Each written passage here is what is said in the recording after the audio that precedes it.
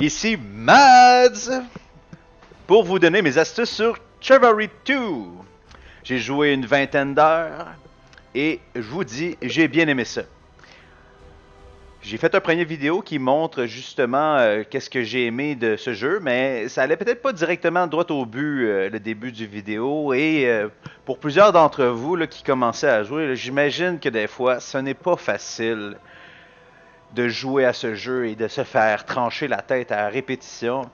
Donc, cette vidéo-là s'adresse plus à vous et même à des personnes un petit peu plus expérimentées parce que je crois avoir quelques aptitudes et quelques conseils qui vous seront utiles pour gagner vos combats.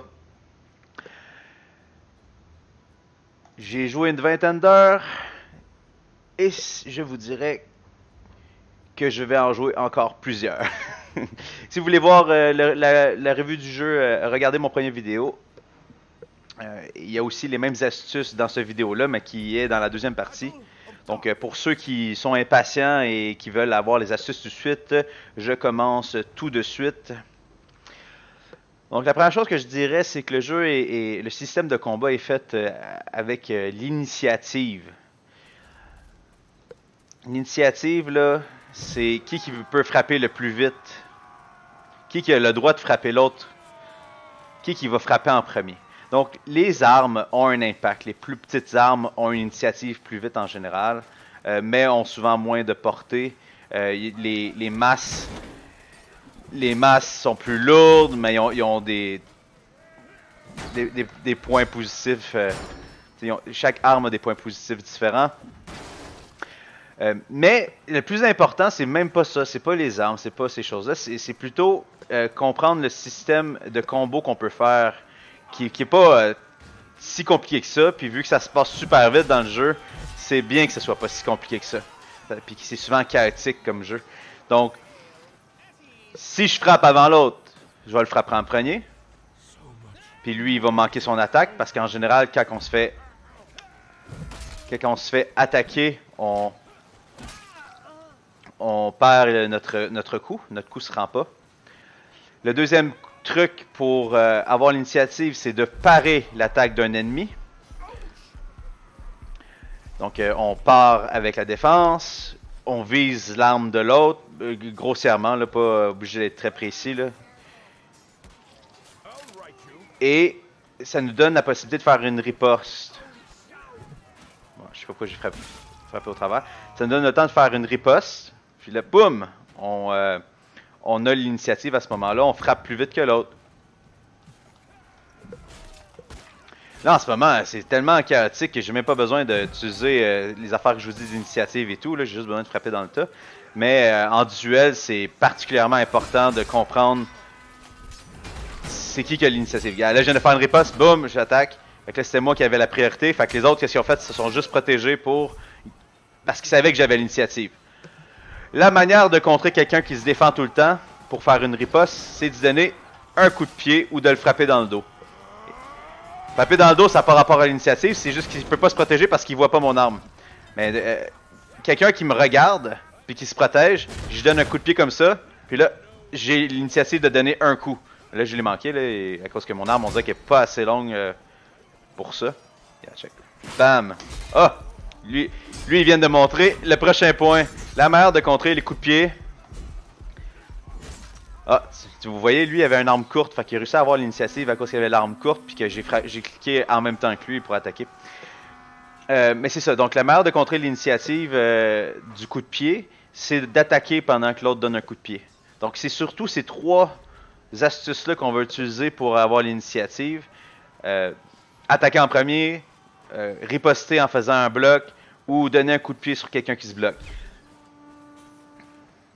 Quand on bloque, là, il y a une petite barre jaune en bas, vous voyez, là, qui se vide.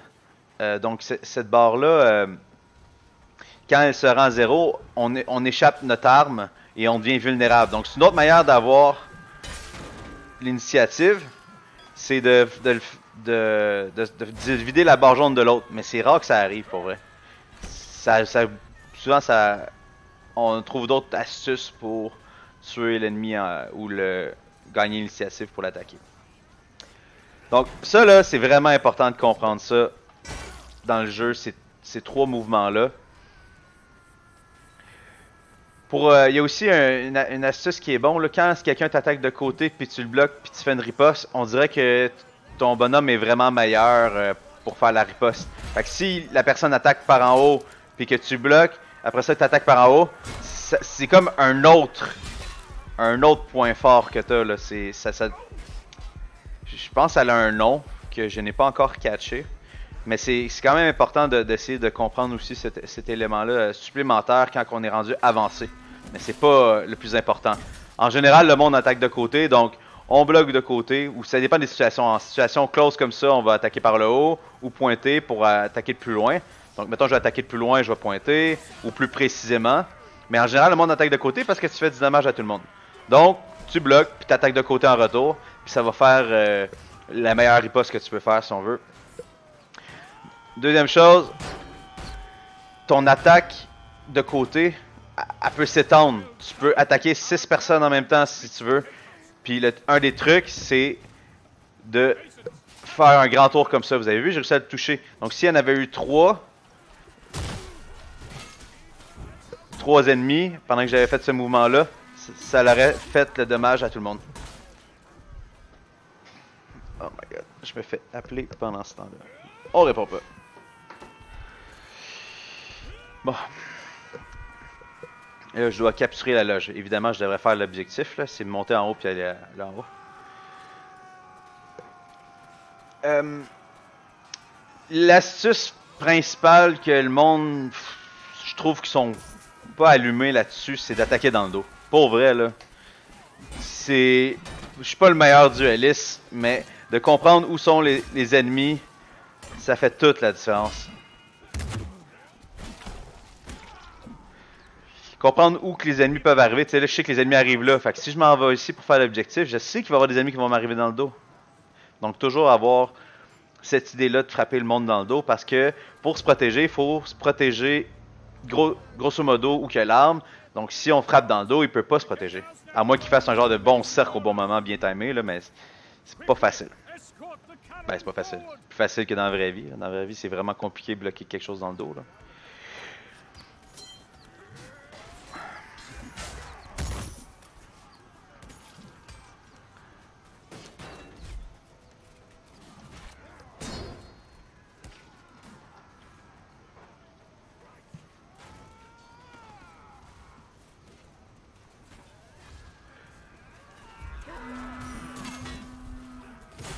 Ah, il y a un autre élément que j'ai oublié de dire. Je sais pas si je l'ai dit en fait, mais je l'ai dit dans l'autre vidéo là.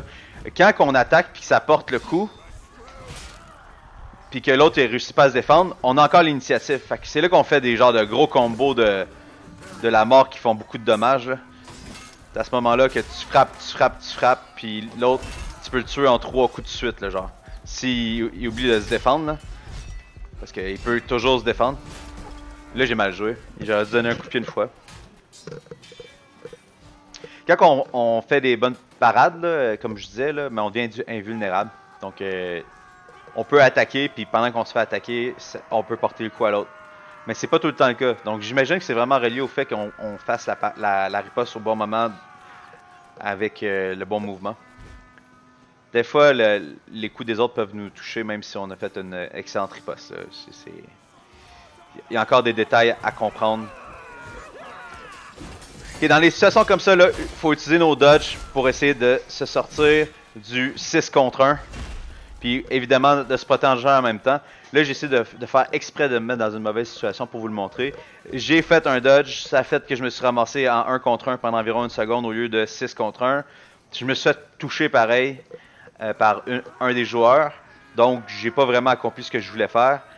Quand on fait un dodge, il y a comme un petit moment, on dirait, de délai d'un fois pour se bloquer. On ne réussit pas à tout bloquer. Donc, il faut vraiment le faire au bon moment, dépendamment de combien on a de vie et tout.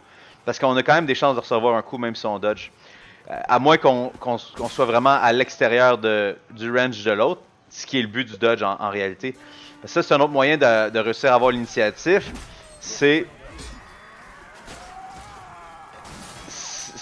que l'autre frappe dans le vide. Quand l'autre frappe dans le vide, qu'il ne réussit pas à porter un coup, il perd son initiative. Il faut comme qu'il recharge son attaque. Pendant ce temps-là, il ne peut même pas se protéger pendant un petit moment de temps. Donc on peut essayer d'utiliser le dodge comme ça. Mais le dodge, c'est plus difficile que bloquer. Donc souvent, les gens se bloquent. Pour les raisons que j'ai déjà énumérées. Taper dans le dos, man. Ça vaut la peine. Taper dans le dos. Évidemment, il faut quand même essayer de le pogner. Bon, j'ai plus fait de dommages à mes alliés. Ça vaut la peine de frapper dans le tas comme ça, là. Même s'il y a des alliés. Parce que ça fait, mettons, 60 de dommages à l'autre. Puis même des fois plus, là, 30, 40, 50, 60, ça dépend des fois. Puis à nos alliés, ça fait 13, comme vous venez de voir.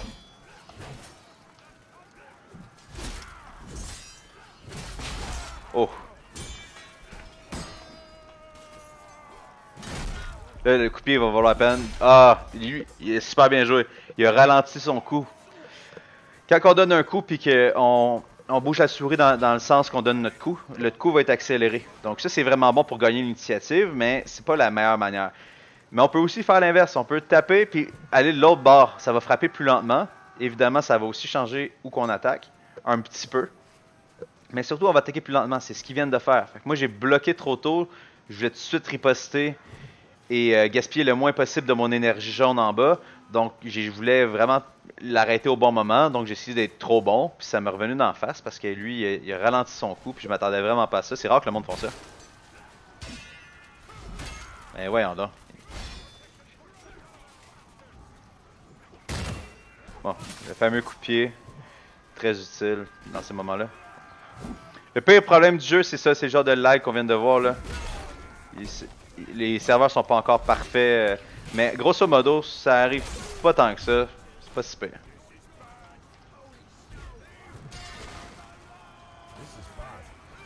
Bon, lui, il a fait la pire erreur qu'il pouvait faire là. Faire ce qu'il vient de faire, c'est pas bon. Voyons, mes amis, ils me frappent. Donc évidemment, la pire chose que tu peux faire, c'est te mettre dans le tas, puis pas trop penser aux conséquences là. Tu peux bien aller dans le tas là. Voyons. Je m'en fous de ça. Bon. Je voulais juste avoir un bandage.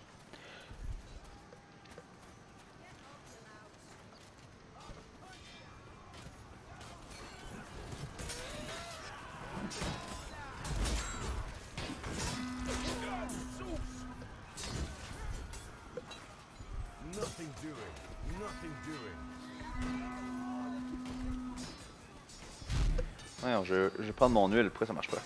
Bon. Bon, c'était pas si stratégique que ça de le faire là, mais les ennemis sont là. C'est un peu niaiseux de ma part en fait, je dirais même.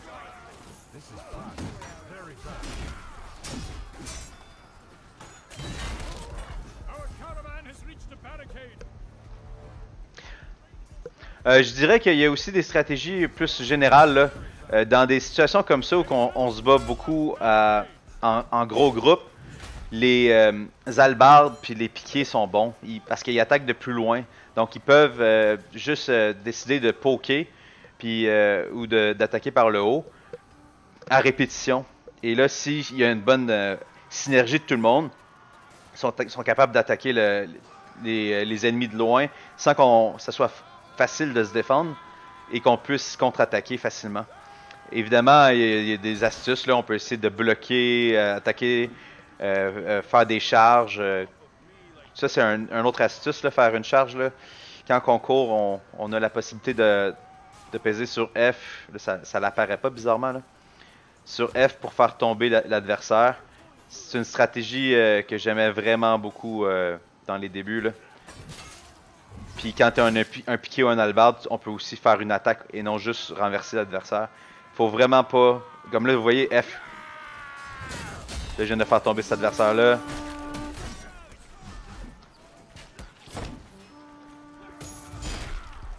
Il est super bien joué, il a réussi à m'attaquer pendant que je donnais un coup de pied. C'est exactement ce qu'il devait faire. J'imagine que c'est un peu de chance, mais ça se peut très bien que ça soit réfléchi. Il y a quand même des bons joueurs sur le serveur en ce moment. Là, je fais du 13-6, mais il y en a qui sont quand même vraiment très allumés. Là.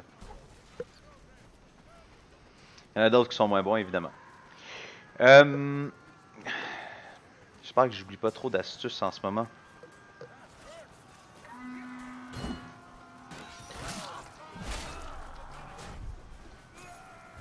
Ah! Je dirais pour commencer, là, vous prenez le chevalier ou l'albardier, que je me souviens plus de son nom, attends, on va regarder. Chevalier ici ou fantassin. Chevalier a plus de vie et a de la protection, il y a une armure qui le protège. Là en ce moment on la voit pas là, mais c'est à côté du vert, il y a comme un petit shield avec marqué 20 qui apparaît. Donc on a plus de chances de survivre à des attaques. Les deux que je viens de tuer, c'est la première catégorie. Ils meurent vraiment facilement, mais ils ont plus l'avant-garde que je viens de montrer ici. Ils meurent plus facilement, mais ils font plus de dommages. Donc ça, je dirais que c'est plus pour les expérimentés qui savent qu'est-ce qu'ils font. Ils ont aussi plus d'agilité, plus de capacité de dodge. Mais le dodge, c'est une compétence avancée, je dirais, là, une astuce avancée à utiliser. Donc quand on commence, on prend les chevaliers, les archers nous font moins mal, on peut plus les ignorer. Là vous voyez, là, ça c'est un exemple précis de quand il ne faut pas utiliser un coup de pied. Quand tu es en infériorité numérique, là, utilise pas de coup de pied parce que même si tu réussis ton action contre un, ce qui va arriver c'est que un autre ennemi va taper pendant que tu vas donner ton coup de pied et tu es vulnérable pendant ce moment-là que tu donnes un coup de pied contre les attaques. Donc quand tu es en infériorité numérique, là, on utilise le dodge, on se sauve, on essaie d'éviter les surnoms en avant de nous pour se ramasser le plus possible en 1 contre 1. C'est la chose la plus dure, mais c'est la chose qui fait la différence en mêlée. Ah là, j'ai pas réussi, hein. Beau parleur, petit faiseur.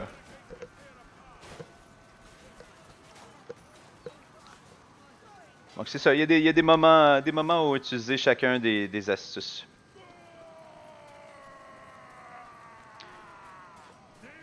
Évidemment, si tu veux gagner dans ce jeu-là, il faut faire les objectifs, ce que je ne fais pas pendant que je vous parle parce que c'est un peu compliqué de faire tout en même temps.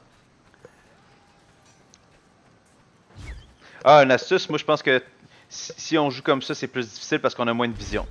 C'est logique, là.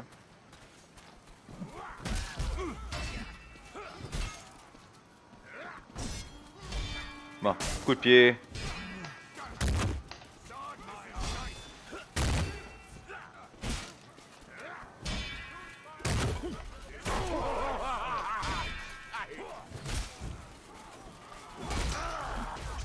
Ah! Ça allait bien, puis un archer m'a tiré une flèche. Ben, ça allait bien. Je veux dire. Je pensais que j'allais gagner mon duel, là.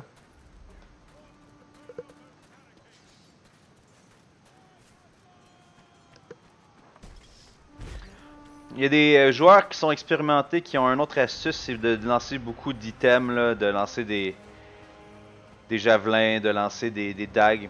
Moi, je fais vraiment pas ça. Mais ça peut être une astuce intéressante, un autre style de combat.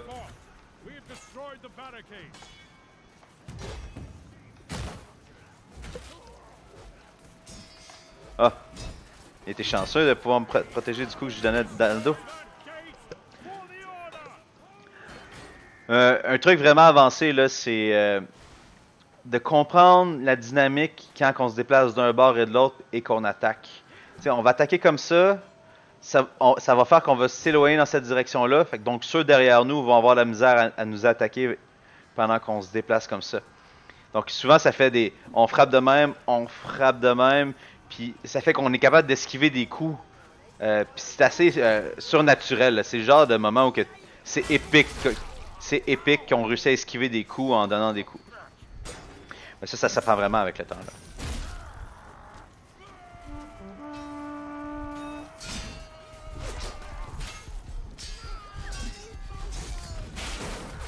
Oh! L'arbalète m'a tué. Bon, c'est pas ma meilleure partie, mais je suis pas mauvais. Évidemment, j'ai encore beaucoup à apprendre, comme comment esquiver des tirs d'arbalète. Le meilleur truc, c'est de tuer l'arbalète. L'arbalétrier. Mourra.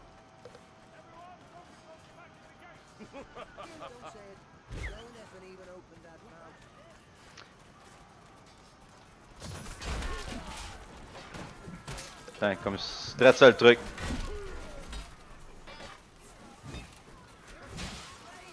Oh, il a réussi à passer en dessous de mon cou en faisant son dodge, bizarrement.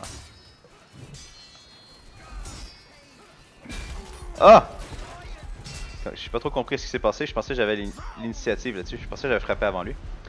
Mais je suis pas mort, c'est correct.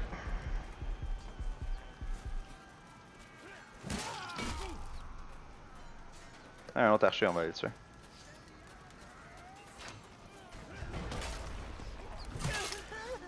Les joueurs, quand ils changent d'arme, ça prend un certain temps. Donc des fois, là, on a la chance de pouvoir donner un coup gratuit aux archers quand ils nous ont pas vu arriver.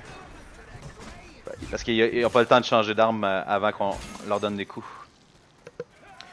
Ben le premier coup au moins là. Le meilleur truc, taper dans le dos les gars. Taper dans le dos. Oh. Ah. Le coup de pied, il y a aussi ça là. Faut être dans le range. C'est pas toujours le cas. Là ça a super bien été. Oh! Intense. Je sais pas comment il est fait.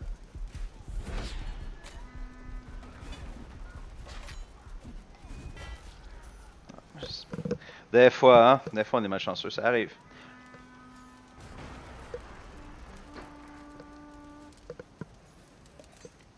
J'espère que vous appréciez cette vidéo, j'espère que ça vous a appris quelque chose. C'est sûr que si vous êtes un joueur depuis longtemps, là, qui jouait depuis déjà 40 heures de temps de jeu, vous avez peut-être pas appris grand chose. Mais c'est ça qui est le fun de ces jeux-là, c'est que ils sont relativement simples, mais il y a quand même place à amélioration malgré la simplicité du jeu. Les combos ressemblent à ça. Il y a d'autres types de combos comme pouvoir donner un coup de poing entre deux attaques, mais ça vaut pas vraiment la peine, fait que je l'utilise pas. Ben je veux dire, d'y penser, ça serait une chose de plus à faire. Et vous voyez, j'ai eu le temps de le frapper 2 fois avant qu'il change d'arme. Et ouais, hein, j'ai pas compris ça. Ah, il se fait tirer par un arc. Ok. Ah, il est chanceux. Bon, finalement, il est pas chanceux. Je comprenais pas pourquoi mes coups portaient pas. Il y avait personne autour de moi, mais si je recevais des flèches pendant ce temps-là. Oh, ça tire un trait de balise. Épique. C'est pas une des choses que je déteste le plus, les balises, là. Mais ça reste épique.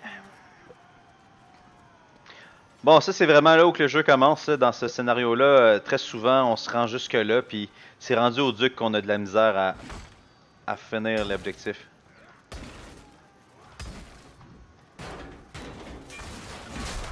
Bon, il a réussi à hit.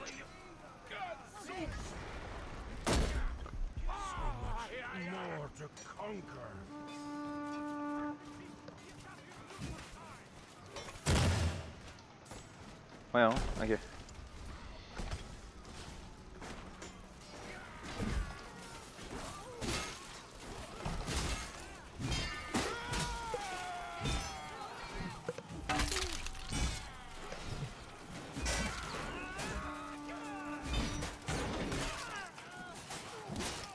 Frapper dans le dos, penser à bloquer et à faire des tournées en rond en infériorité.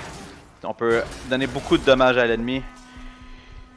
Même si on meurt des fois, là, dans ces moments-là, là, ça peut faire la différence de faire 300 de dommages. Let's go, relève-moi s'il te plaît. Thank you mon boy, thank you mon boy, on va gagner. J'ai plus de bandage par contre. Je savais. Oh.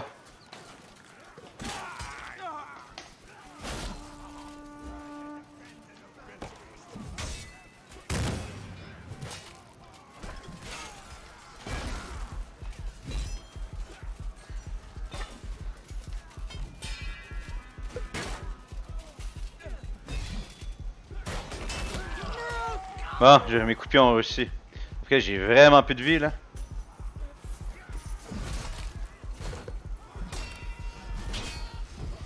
Oh!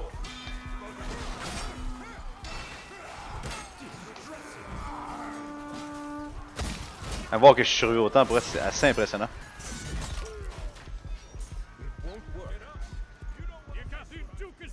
Il est où le dieu? Ah ouais, je veux mon truc. Pourquoi je peux pas avoir mon spécial là? Bon.